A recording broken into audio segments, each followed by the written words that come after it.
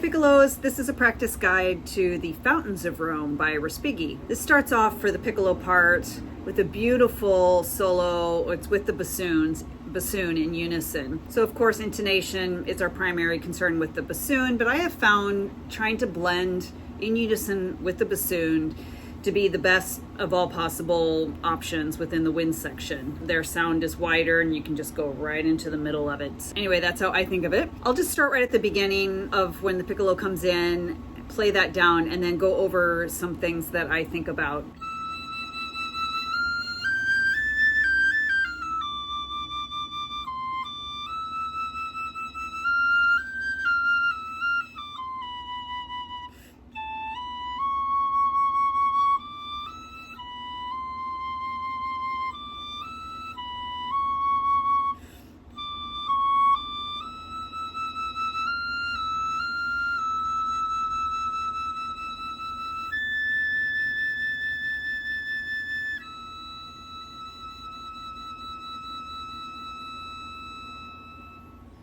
Things I am thinking about, like for instance, in the first measure of this, when I come off of the 5-lit, yada da da da D, my D for me tends to be on the high side, so I have to make sure that it just sits down in D. And then the other thing is going from D to C.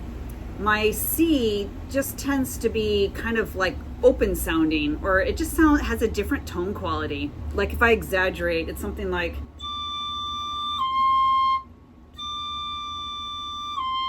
it's like D, ha, da, da.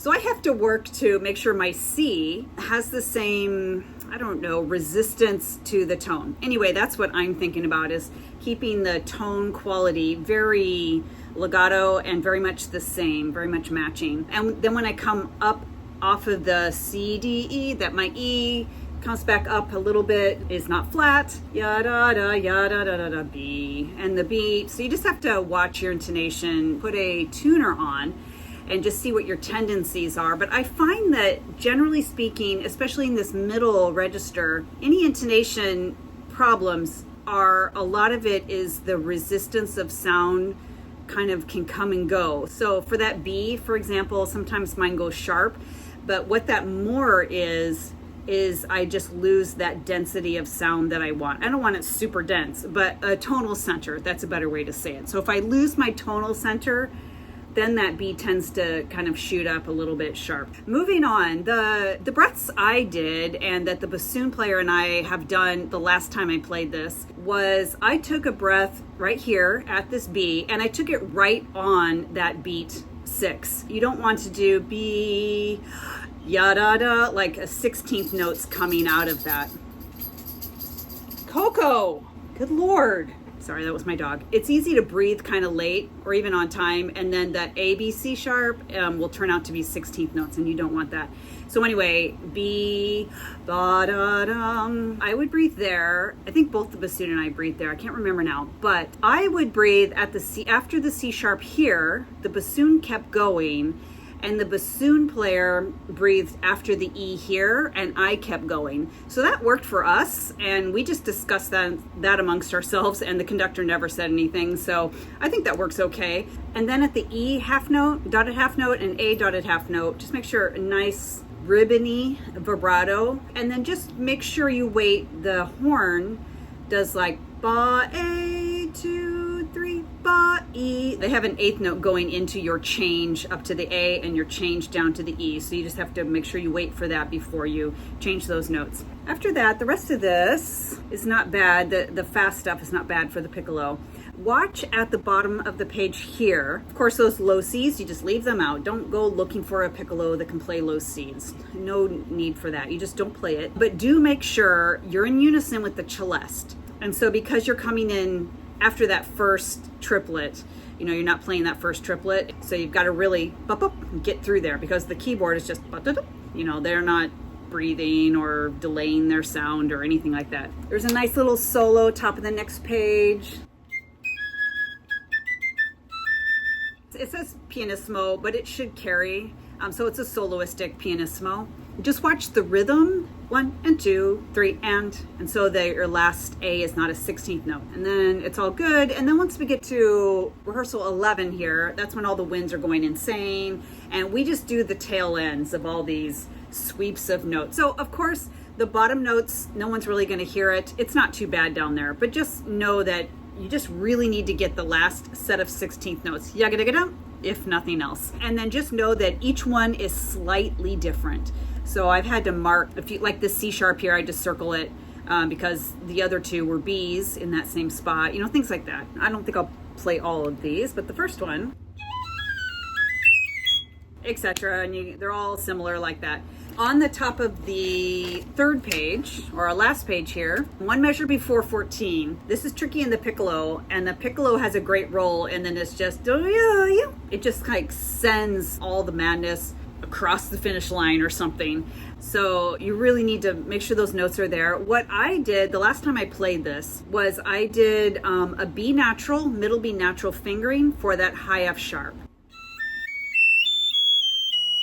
Like that. So I just did B for F sharp. I think because when I played it last, the tempo was on the faster side.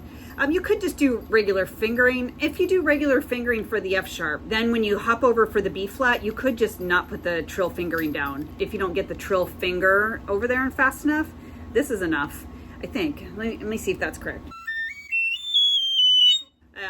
I take that back. I mean, it does work, but you have to really clamp down on the high B flat. The air has to be going extremely fast. Or you could just hop over very fast. But I like the B that I did this last time. A couple things to keep in mind that helps this figure is make sure you don't start, like here on the E, overblown and too loud. No one's going to hear that middle E anyway. Just make sure it's just there, and you haven't split your sound like can happen on the piccolo where it just splits because it's just too much air. So try to avoid like just all wild and crazy right from the get-go, because if that happens, you're never gonna be able to control those top notes. So your first E, just right there. And it's very easy for a glitch to be from the E to the A. I just have to make sure I really lift off these fingers. I would practice this just getting to the A without splitting that A. And make sure your pinky stays down all the way up to the A, all the way through the whole figure until the last B flat, actually. And then once you get that high A, ya-da-da-da-da, ya-da-da B flat. So to make sure that those top notes, that you don't lose them, which is very easy to do in the high register when it's very loud, like they just go away from you, you just become a big spitty mess and nothing's coming up. What is happening when that happens is the air is very fast, as it should be, going up, and then we tend to like that with our airstream, just like going wide. And what that will do for the high register on the piccolo to really come out cleanly and clearly is that it needs to have a center of the air. So when your air starts splitting like that and widening is what it's doing, then there's no center of air, and actually your air speed is slowing down. So once your air speed is like going out like that, it's slowing down. The center of your air is slowing down. So then the notes just fall. I go up and over, ya da da da ya, and my top lip, I just make sure I've got a hold of that airstream and the air stays fast. So I'm not going like that. That's kind of a long-winded explanation, but those are the things I'm thinking about to ensure that those top notes speak. Oh, and then I love this part here after 15, when the piccolo, it's crucial here, like before, like, the measure before 14, that you don't lose your notes on the way up. Really, the piccolo makes everything soar towards this moment. So again, going up, if I think about it in slow motion, it's all about your airspeed. Da da da da da da da da da. I just make sure I have a hold of my airstream with my embouchure to that A. And once I get to that A, just enough for the note to speak, mezzo, piano, mezzo forte, whatever. It doesn't matter the dynamic, just note speaking, and I hold it like that. I do not move. It's triple forte. If you try to do that, first of all, you're not going to last very long, and you really risk the whole note just tumbling down, and you can't control it. And it doesn't need to be that loud. Just enough for the note to speak. You will scream over the entire orchestra, no problem. Oh, one other thing, What I always do in this run, when I go up to the top, the high A, normal fingering, when I go high B flat, I just take off the A fingering. So it's like trill fingering, I guess. A, B flat, A. So I'm not doing A, B flat, A. I think because it's less disruptive. I just like it. It just keeps the piccolo more stable, less fingers are moving, and it sounds fine. I mean, it's a flatter B flat, but one other thing I would mention is the B flat right before you're holding B flat 2 and you're in 1. So B flat 2, 3, breathe right on that downbeat B flat here, if not even a little before it.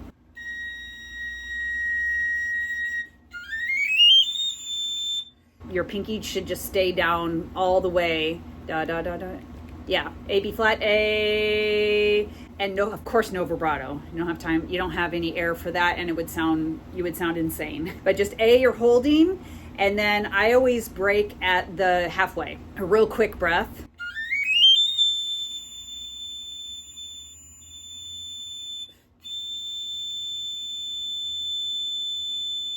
And from 17, there has been this figure, yum ba da, dum ba da, throughout different instruments, clarinets and trumpet, various instruments. It just keeps fading away until the piccolo comes in. So make sure you do not come in too soft, not too loud either, but just match the progression, D progression, I don't know, the decrescendo. When you get there, that you come in at around about the right dynamic, yum ba da. Da, da, and then very soft. Dum, ba, ya. And some conductors do a slight retard there.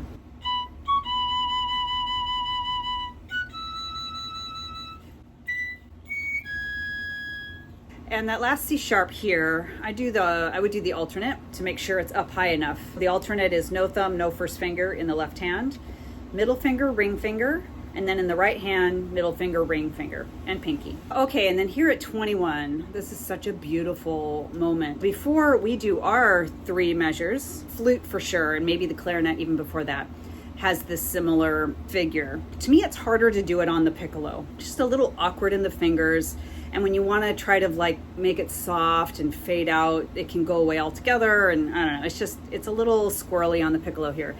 Make sure your first G sharp, D sharp, of course, intonation. Oh, one other thing, our G sharp pickup here, the 16th note and all the other 16th note pickups, but make sure it's a real 16th note. So when you get to beat 2, I had to count to myself 2 E and ba da, because the celeste, I believe, is doing triplets. Ya da da da da.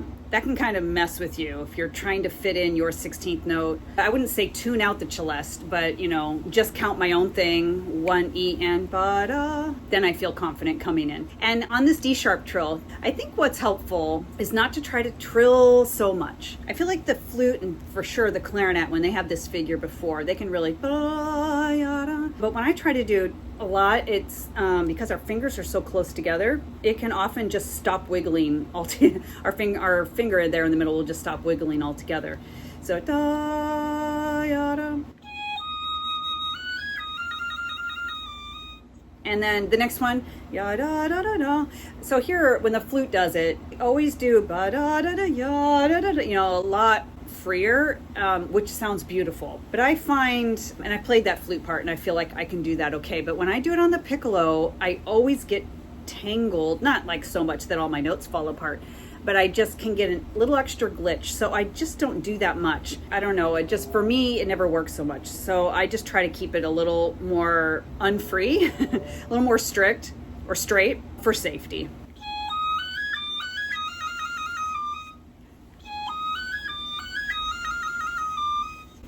I don't know. It just doesn't come across the same way on the piccolo, I don't think. Anyway, and then our third figure here, it says now it's piano. So I wouldn't worry so much about dynamic, like, oh, this one needs to be louder. It just needs to sound different. So you had the first 2 are very similar. G sharp, D sharp, yada, trill, yada, da, yada, da, da, da, da, trill, yada, B, E. Just try to bring out its differentness.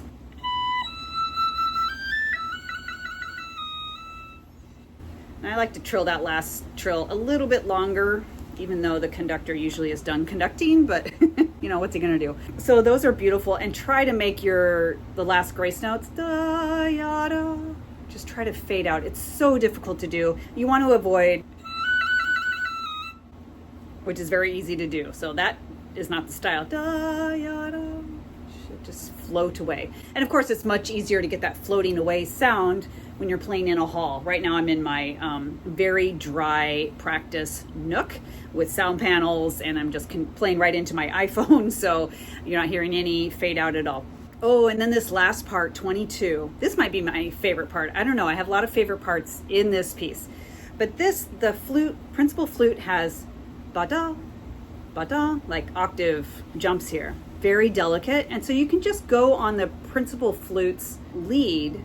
I don't really watch the conductor here, but I'm hyper listening to the flute when she does ba-e, da, D sharp, and I just add mine at the end, so it should just match, and it should sound so delicate, so delicate.